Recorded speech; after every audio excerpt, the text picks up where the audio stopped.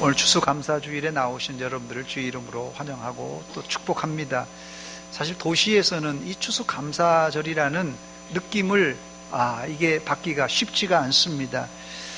농촌에서는 아직까지도 이렇게 추수감사절이면 대대적인 이런 교회 잔치, 심지어 동네 잔치가 되기도 하지만, 이 도시에 살고 있는 사람들은 이 추수감사절이라고 해도 이게 마음이 별로 동요가 없습니다.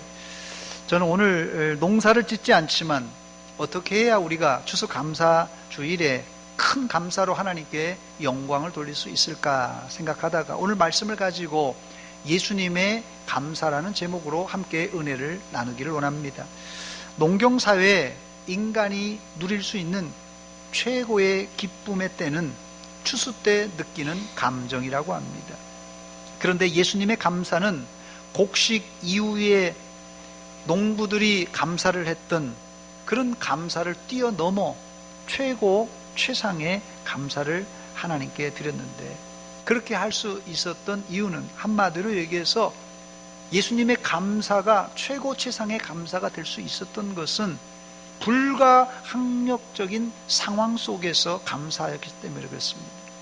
추수감사가 풍년을 주신 하나님께 대한 감사라면, 예수님의 감사는 이 환경을 뛰어넘는 절망적인 상황에서도 한 감사입니다. 신약성경에 예수님의 감사를 추려보면 크게 4가지로 구분할 수 있습니다. 첫 번째 예수님의 감사는 자신의 최대 사명인 전도 사업의 실패 중에도 했던 감사입니다. 다른 일은 좀 안 돼도 그러려니 할 수 있지만, 예수님께서 이 땅에 오신 목적이 복음을 전하고 생명을 살리는 일인데 바로 이 전도 사역이 실패를 했는데 어떻게 예수님께서 감사할 수 있겠습니까? 그런데도 감사했어요. 그 이유가 있는데, 예수님의 실패 안에는 하나님의 깊으신 뜻이 담겨져 있기 때문에 그렇습니다. 예수님이 자신의 고향은 아니지만 오래 살았던 본 동네라 이렇게 표현하는데요, 이사와서 오래 살았던 이 가버나움을 비롯한 이 갈릴리 지역을 전도했습니다. 그런데 갈릴리 이 지역과 이 갈릴리 북쪽 전도 여행은 거의 실패로 끝났습니다. 예수님이 귀한 말씀을 증거하셨고 질병을 고쳐주셨고 가는 곳마다 기적을 행했는데도 사람들의 마음이 강팍해서 도무지 예수님을 믿지를 않습니다. 이때 예수님께서는 이 고을들을 향하여서 화를 선포하셨습니다. 마태복음 11장 21절에 보니까 화 있을진저 고라시나, 화 있을진저 벳세다야, 이렇게 하면서 화를 선포하셨습니다. 또 마태복음 11장 23절에 보니까 가버나움아 네가 하늘에게까지 높아지겠느냐, 음부에게까지 낮아지리라, 이렇게 가버나움을 책망하셨어요. 결국 마태복음 11장 20절에 갈릴리 북쪽 전도 여행이 이 실패로 끝난 것을 이렇게 결산하고 있습니다. 예수께서 권능을 가장 많이 행하신 고을들이, 예수님께서 권능을 많이도 아니고 가장 많이 행하신 고을들이 회개하지 아니하므로 그때 책망하셔서 화 있을진저 이렇게 화를 쏟아내셨습니다. 그런데 성경엔 반전이 일어납니다. 어떤 반전입니까? 마태복음 11장 25절과 26절입니다. 그때 예수께서 대답하여 이르시되 천지의 주제이신 아버지여, 이것을 지혜롭고 슬기 있는 자들에게는 숨기시고 어린 아이들에게는 나타내심을 감사하나이다. 옳소이다. 이렇게 된 것이 아버지의 뜻이니라 그랬어요. 자신이 전도한 곳에 사람이 안 믿었지만, 다른 말로 전도 여행이 실패했지만 이것조차도 하나님 아버지의 뜻이라고 감사하고 있습니다. 하박국 선지자의 감사가 무엇입니까? 하박국 3장 17절 말씀 보니까 비록 무화과가 무성하지 못하며 포도나무에 열매가 없으며 감람나무에 소출이 없으며 밭에 먹을 것이 없으며 우리의 양이 없으며 외양간에 소가 없을지라도, 그 다음에 중요한 말씀이 나오는데요, 나는 여호와로 말미암아 즐거워하며 나의 구원의 하나님으로 말미암아 기뻐하리로다 고백했습니다. 하박국 선지자는 없고 없어도 나는 나를 구원하신 하나님 한 분만으로 만족하고 감사하고 기뻐한다는 표현입니다. 혹시 이 자리에 사업에 실패하여서 빈털터리가 된 분이 있습니까? 시험에 실패하여서 낙심되는 사람이 있습니까? 인생의 실패자 같은 느낌이라서 내가 정말 절망 가운데 있는 분들이 있습니까? 실패 가운데 하나님 아버지의 뜻이 반드시 바로 거기에 있는 줄 믿으시기 바랍니다. 예수님처럼 실패 가운데 하나님의 뜻을 발견하시고 감사하시기를 축원합니다. 두 번째, 예수님의 감사는 아주 작은 보리떡 5개와 물고기 2마리로 감사했습니다. 벳세다 광야에 예수님께서 아침부터 저녁까지 온종일 말씀을 전하자 사람들은 밥 먹는 일도 있고 예수님의 달고 오묘한 그 말씀, 생명의 말씀을, 달고 오묘한 이 예수님의 말씀을 밥 먹는 것조차도 있고 아침부터 저녁까지 들었어요. 그런데 문제는 해가 서산에 뉘웃뉘웃치자 사람들이 가지고 왔던 음식이 떨어졌고 주변에는 꼬르륵 꼬르륵 소리가 나기 시작했습니다. 우리 옛말에도 금강산도 식후경이라는 말이 있듯이 아무리 좋은 구경도 배고프면은 눈에 안 들어와요. 아무리 좋은 말씀도 배고프면 이 귀에 안 들리는 법입니다. 그래서 예수님이 제자들에게 음식을 찾아보라고 하니까 한 아이가 자기가 먹으려고 싸온 도시락, 아주 작은 물고기 2마리 그리고 보리떡 5개, 이 어린아이의 도시락을 예수님께 가져왔습니다. 그러나 예수님은 이 작은 도시락이었지만 하늘을 향하여 하늘을 우러러보시면서 감사 기도를 하시고 5,000명을 먹이고 12광주리를 남기는 기적을 베풀었습니다. 마태복음 14장 19절입니다. 무리를 명하여 잔디 위에 앉히시고 떡 5개와 물고기 2마리를 가지사 하늘을 우러러 축사하시고 떡을 떼어 제자들에게 주심에 제자들이 무리에게 주었다 말합니다. 여기 말씀해 보니까 하늘을 우러러 축사하시고 했는데 이 축사란 말이 헬라어로 율로게센이라는 단어인데요, 찬양하다, 축복하다, 감사하다라는 뜻입니다. 사실 어린아이가 먹기에 알맞은 보리떡 5개와 작은 물고기 2마리는 개인적으로 먹으려면 먹고 감사 기도를 할 수 있을지 모르지만 5,000명이 먹기에는 코끼리 뭐라고요? 비스켓이에요. 코끼리 비스켓. 즉 감사가 나올 형편이 아닙니다. 그런데 예수님은 하늘을 향하여 하늘을 우러보시고 감사하셨습니다. 이때 보리떡 5개와 작은 물고기 2마리로 5,000명을 먹이고도 12광주리를 남기는 기적이 일어났습니다. 예수님의 감사할 수 없는 상황에서의 감사로 뭘요? 기적을 낳았던 것입니다. 저를 한번 따라서 하시기 바랍니다. 감사는 기적을 낳습니다. 세 번째, 예수님의 감사는 절망의 무덤 앞에서 감사했습니다. 예수님의 친구였던 나사로가 병들어 죽어 무덤에 안장된 지 나흘째 되던 이 냄새가 나는 상황이었습니다. 예수님은 사실 의도적으로 이틀을 더 있는 곳에서 머물다가 자기 사랑하는 친구 나사로의 죽음을 이제 보려고 왔어요. 예수님은 이 나사로의 죽음 앞에 눈물을 흘리며 이 가족들을 애도합니다. 그러나 예수님은 무덤 앞에서 하나님께 감사 기도를 드리고는 나사로를 살려내셨습니다. 요한복음 11장 41절입니다. 돌을 옮겨 놓으시니 예수께서 눈을 들어 우러러 보시고 이르시되 아버지여 내 말을 들으신 것을 감사하나이다. 감사하나이다. 즉 예수님은 하나님이 자신의 기도를 들으시고 나사로를 살릴 줄 이미 알고 감사했습니다. 그러나 일반적으로 이 송장 냄새가 나고 절망적인 무덤 앞에서 감사하기란 불가능한 일입니다.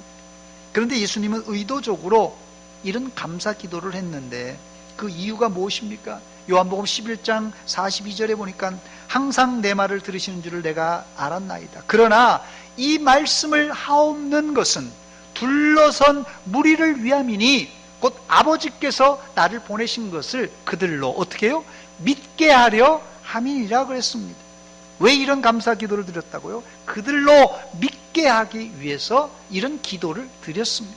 그리고는 큰 소리로 나사로야 나오라 불렀습니다.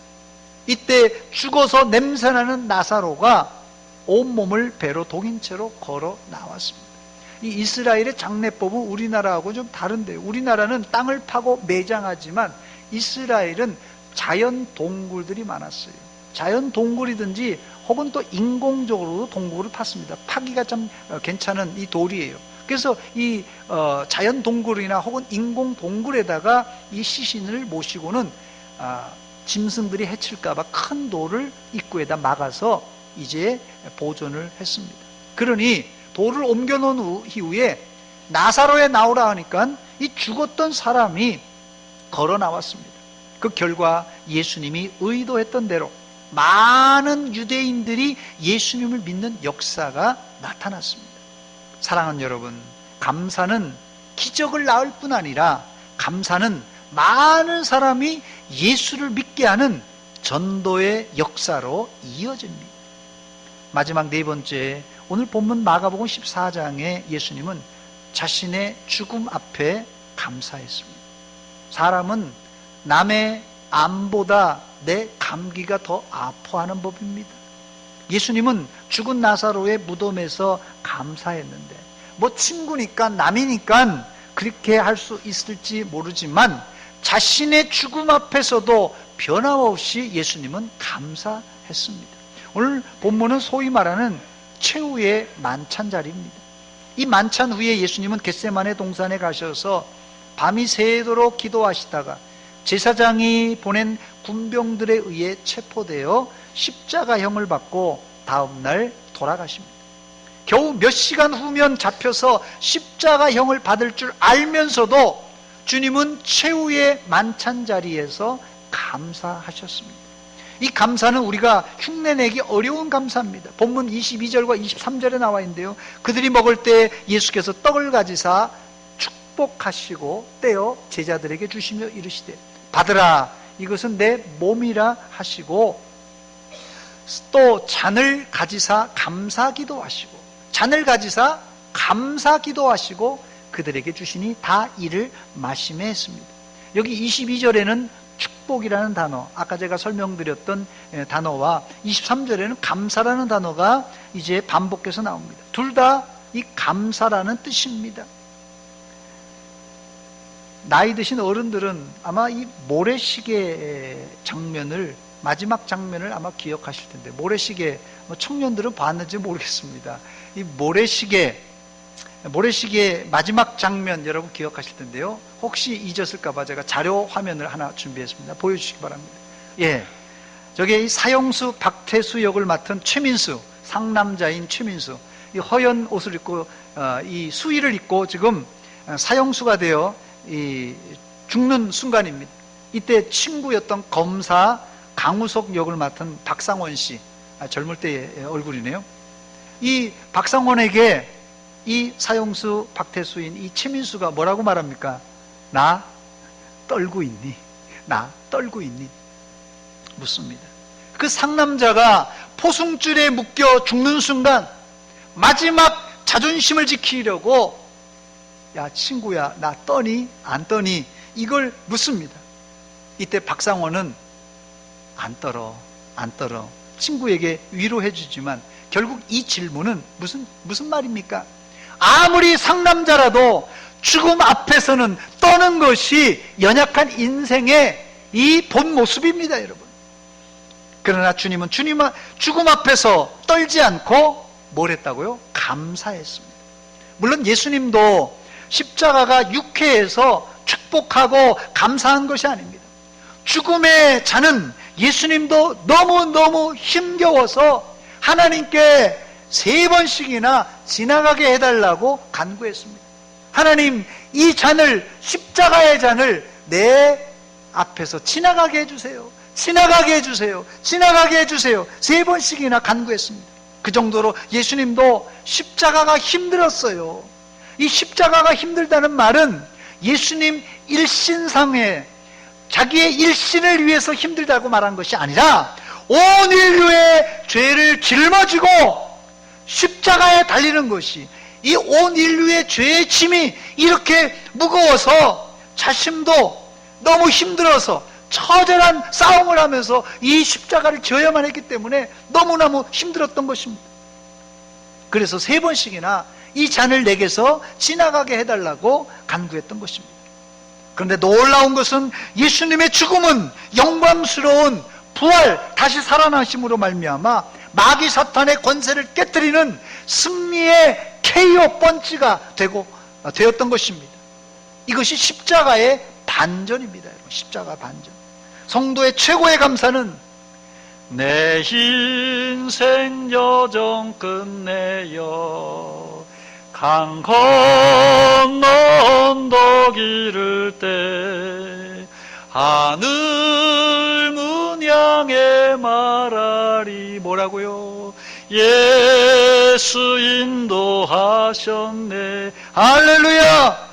바로 이 하나님 천국 문 앞에서 감사의 찬송을 부를 수 있어야 됩니다. 여러분들은 이번 감사주일을 맞이하여서 예수님처럼 인간이 할 수 있는 최고 최상의 감사를 하나님께 드리시기를 주의 이름으로 축원합니다. 예수님의 4가지 감사가 무엇입니까? 4가지 감사보다도 이 상황이 더 중요한데 예수님은 실패한 전도 사역 가운데서도 감사했습니다. 예수님은 아주 보잘것없는 어린아이가 싸운 이 도시락 가지고 감사했습니다. 예수님은 자기의 친구 나사로의 죽음 앞에, 썩은 냄새가 나는 무덤 앞에서 감사했습니다. 더 나아가 자신의 죽음 앞에 감사했습니다. 여러분들은 예수님이 하셨던 상황을 뛰어넘는 감사, 여러분들이 각자 다 처지가 있죠. 여러분들 각자 고민들이 있잖아요. 여러분이 가지고 나온 힘든 거 다 있잖아요. 여러분, 이 힘든 거 하나님 다 아십니다. 이 힘든 상황을 뛰어넘어 감사하시기를 주의 이름으로 축원합니다. 같이 기도합니다. 하나님 우리 아버지, 은혜와 사랑 감사드립니다. 우리가 무엇이간데 이렇게 사랑해 주시고 긍휼과 은혜를 베풀어 주십니까? 우리가 힘든 일, 어려운 일, 고민과 염려와 하나님 어려운 일이 있습니다. 그러나 하나님, 예수님의 감사를 우리가 듣고 도전받습니다. 이 힘든 거, 어려운 고민을 뛰어넘어 감사할 수 있는 우리 성도들이 되게 하여 주시옵소서. 예수님의 이름으로 기도합니다.